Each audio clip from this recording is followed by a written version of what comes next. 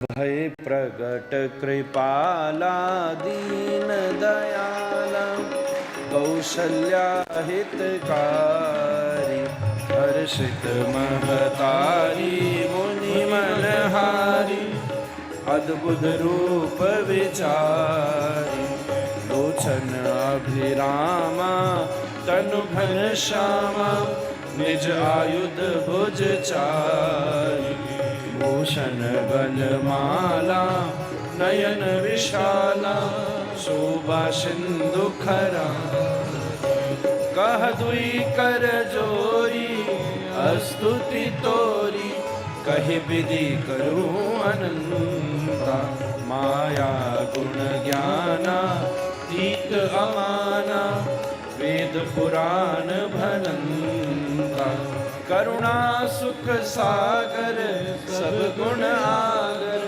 जय गावहि श्रुति संता सो मम हित लागी जन अनुरागी भयो प्रकट श्रीकंता ब्रह्मांड निकाया निर्मित माया रोम रोम प्रतिवेद कहे मम उर सोबासी यह उपहासी सुनत धीर मति थिर न रहे उपजा जब ज्ञाना प्रभु मुस्काना चरित बहुत विद कीन चहे कही कथा सुहाई मातु बुझाई जय प्रकार सुत प्रेम माता पुनि बोली सोमति डोली तजहु तात यह रूपा की जय शिशु लीला अति प्रिय शीला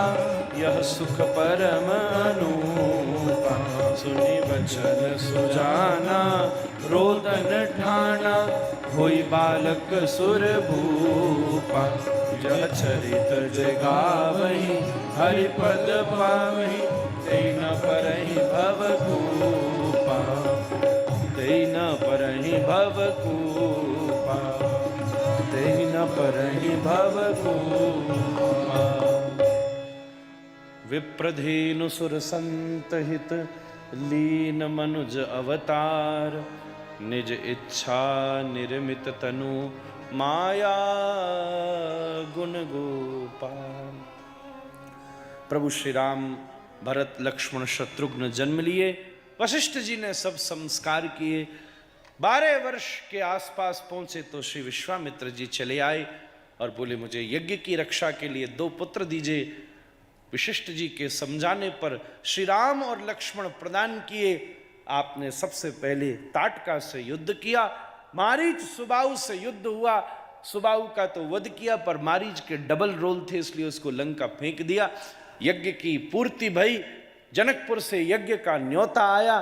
धनुष यज्ञ का तो आप श्री वहां की तरफ बढ़े और रास्ता में श्री गौतम अहिल्या के आश्रम पर अनुग्रह किया। जब जनकपुर पहुंचे तो महाराज जनक ने विश्वामित्र जी का विशेष स्वागत किया पर राम लक्ष्मण का नहीं किया। ठीक उसी समय महर्षि सदानंद आगे आए और राम जी को हाथ जोड़कर बोले हे प्रभु आप पधारे। रास्ते में मेरे गुरुजी पिताजी का आश्रम पड़ा होगा। मेरी माता को आपने चरण रज देकर उन्हें उनकी पीड़ा को दूर किया होगा। मेरे पिता ने पति पने के अभिमान का परित्याग करके अपने वामांग में आसन प्रदान किया होगा। ये सुनते ही जनक चमत्कृत हो गए। मेरी गुरु की भी माता जिसकी चरण रज से स्वस्थ हो जाए वो साधारण पुरुष नहीं हो सकता। तब महाराज जनक ने राम और लक्ष्मण का विधिवत स्वागत किया। विश्वामित्र जी ने पूछा जनक आप प्रसन्न नहीं दिख रहे। हमारे यहां एक दिव्य धनुष है जो हमारे पूर्व पुरुषों को भगवान शंकर ने दिया था। हम रोज उसकी पूजा करते हैं।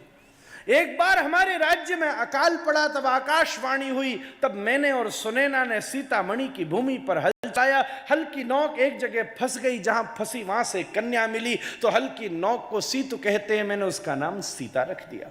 जब से वो आई हमारे यहां जय जयकार हो गई। एक बार ऐसी स्थिति हुई रोज पूज्य होने वाले धनुष की पूजा करने का अवसर नहीं था। मैं अनुपस्थित था। मेरी पत्नी ऋतुमती थी। इतना विशाल धनुष जिस मंजूषा में था, उसके ढक्कन मात्र को खोलने के लिए योद्धा बड़े साड़े चाहिए थे। आज तक उस धनुष को कोई न हिला सका, पर जैसे सीता पास पहुंची और उन्होंने देखा कि पुराने सूखे फूल नीचे पड़े हैं, एक ही हाथ से उस धनुष को उठा के वहां मार्जित करके पुनस्थापित किया। जब ये बात फैली तो मैंने जोश में प्रतिज्ञा कर ली कि जो पुरुष सिंह इस धनुष के ऊपर प्रत्यंचारोपण करेगा उसी के साथ अपनी कन्या का शव विवाह करूंगा। पर क्या बताऊं, गुरुदेव तब से अकाल पड़ा है। बड़े बड़े लोग आए, ढक्कन तक न खोल पाए, हिला तक न पाए, क्या विवाह हो सकेगा। विश्वामित्र जी बोले, जीवन में जब राम आ जाएं तो सब कुछ आराम ही आराम होता है, चिंता न करो। इस धनुष को राम जी को दिखाओ। हाँ, रखा हुआ है, पधारे, आप पधारे, वहां दर्शन करें। नहीं, तुम चाहते हो कि धनुष वो तोड़े, इसलिए धनुष को उनके पास लेकर जाओ। जी गुरुजी, आपकी जैसी आज्ञा। तुरंत 10,000 योद्धाओं की व्यवस्था की गई और खींचते हुए उस धनुष को मंजूषा के साथ जब लाया जाने लगा, कड़कड़ गड़गड़ की ध्वनि जनकपुर में व्याप्त हो गई। लोग खेत छोड़कर आ गए, मंदिर छोड़कर आ गए, स्कूल छोड़कर आ गए, गृहणियां घर छोड़कर आ गई। ये धनुष कहाँ जा रहा है? ठीक महल के पास वाले मैदान के मंच के ऊपर धनुष ढक्कन खोल के रख दिया गया। सब लोग व्यवस्थित हो गए। सुनैना जी आगे आ गई, सीता जी दूर गलियारे में जाकर के खड़ी हो गई। मंद्र मंद्र गति से राघवेंद्र सरकार मंच की तरफ अग्रसर होकर के पधारे। लोगों ने कहा, कन्या के पिता की यही स्थिति होती है। अरे देखो, कहां कमल से कोमल राम और कहां वज्र जैसा कठोर धनुष, पर जैसे कोई मदस्नु गजेंद्र जिसके गंड को विदर्ण करके महाराज मद की धारा चुचा रही हो, अपनी सूंड के द्वारा किसी गन्ने के खेत से गन्ने को उखाड़ लेता है, ऐसे अपनी हस्तिपुंडित भुजाओं के द्वारा श्री राघवेंद्र सरकार ने धनुष को उठा के नीचे टिकाया। लखनलाल जी ने अंगूठे से धरती को संभाला, दिग्गजों ने दिशाओं को संभाला, शेष ने फण को घुमा के पृथ्वी को संभाला। राघवेंद्र सरकार ने गहरी सांस ली, ऊपर से धनुष को दबाया और प्रत्यंचा चढ़ा रहे थे। तभी नजर सामने की तरफ पड़ी, सीता जी बेटी खिड़की से झांक रही थी, ऐसी मुस्कुराई कि राम जी के होश उड़ गए। प्रेशर जरा जरूरत से ज्यादा ही लग गया कि कटाक की ध्वनि करके धनुष टूट के राम जी के चरणों में गिर पड़ा। इसलिए हमारे वृंदावन वाले कहते हैं, राम जी के पराक्रम ने धनुष नहीं तोड़ा, मेरी जानकी की मुस्कुराहट ने धनुष तोड़ दिया हमारा। सीता जी सुंदर कमल की माला लेकर के मंच पर प्रस्तुत हुई। राम जी यूं खड़े हो गए, पहले दिन नहीं झुकूंगा। लखनलाल जी आसन से खड़े हुए, भैया राम आपकी जय हो, भैया राम आपकी जय हो, और जय जयकार करते हुए जैसे ही लखनलाल जी आकर चरणों में गिरे, उठाने के लिए राम जी झुके। सीता जी ने सोचा बड़ी मुश्किल से झुके, मौका बार बार नहीं मिलता, माला तुरंत डाल दी नहीं उन्होंने। सब जय जयकार हो पड़ी। बोलिए सियावर रामचंद्र भगवान की। सुंदर बारात चल करके आई, चारों का ब्याह चारों बहनों से संपन्न लौट करके राज्य में स्वागत हुआ। राज्याभिषेक की तैयारी में कैकेयी जी ने वरदान मांग लिया। महाराज कौशल्या जी ने बोला सीता जी भी जाएंगी, सुमित्रा जी बोली लक्ष्मण जी भी जाएंगे। महाराज दशरथ बोले सुमन लेकर के चले। पूर्ववासियों ने रोक लिया, सोते हुए अयोध्यावासियों को छोड़ करके राम जी, लक्ष्मण जी, सीता जी और सुमंत जी आगे चले। महाराज निषाद राज गुह के यहाँ विश्राम किया, केवट के द्वारा गंगा को पार किया, प्रयाग में भारद्वाज मुनि के यहां मिले, चित्रकूट में जाकर के विराजमान हुए। श्री भरतलाल जी वापस लौटे। महाराज दशरथ की अंत्येष्टि क्रिया की, राम जी को मनाने वन में गए, पादुकाओं को लेकर के वापस लौटे। आप दंडकारण्य में सब ऋषि महर्षियों से मिलते हुए आ विराजे। उसी समय सुपर्णखा आई तो नाक कान काट करके आपने उसको भगा दिया। महाराज मारीच स्वर्ण मृग बन करके आया, राम जी गए, लक्ष्मण जी पीछे गए। ब्राह्मण ने के वेश में रावण ने सीता जी का दिव्य हरण कर लिया।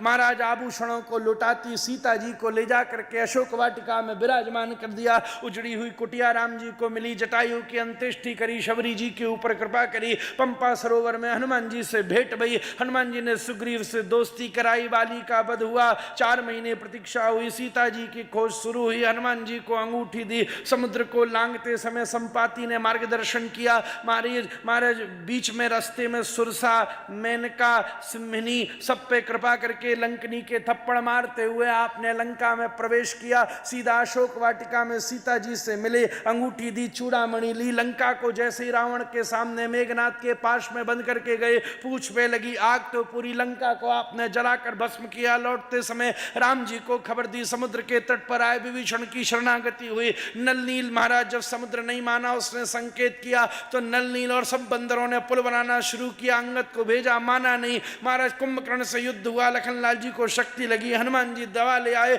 सब नाती पोतों का वध करके आदित्य हृदय स्तोत्र का पाठ करके विजयदशमी के दिन राघवेंद्र सरकार ने रावण का वध किया। विभीषण ने सीता जी को समर्पित किया। इधर भरतलाल जी ने मिलन किया। भरतलाल जी बोले राज्य गद्दी आप ही संभालो। बोले नहीं पिताजी आपको दे गए, आप ही संभालो। बोले जिस चीज में विवाद उसका त्याग अच्छा है। मैं सारे राज्य को गुरुदेव वशिष्ठ को मुखिया बना करके ब्राह्मणों को दान करता हूं। सब सुंदर बात है, पर दान के साथ दक्षिणा का विधान है, दक्षिणा भी दीजिए। बोले क्या चाहिए? बोले दक्षिणा में इस राज्य को आप ही संभालिए। सीताराम जी आसन पर विराजे, तीनों भैया पीछे, हनुमान जी नीचे। इसी दरबार का दर्शन करके रामलीला को विश्राम करते हैं। बोल सिया चंद्र भगवान की। ए सैंपल था। गुरुवर थे त्यक्तराज्यो विचरदनुवनं पद्म पद्भ्यां प्रियायां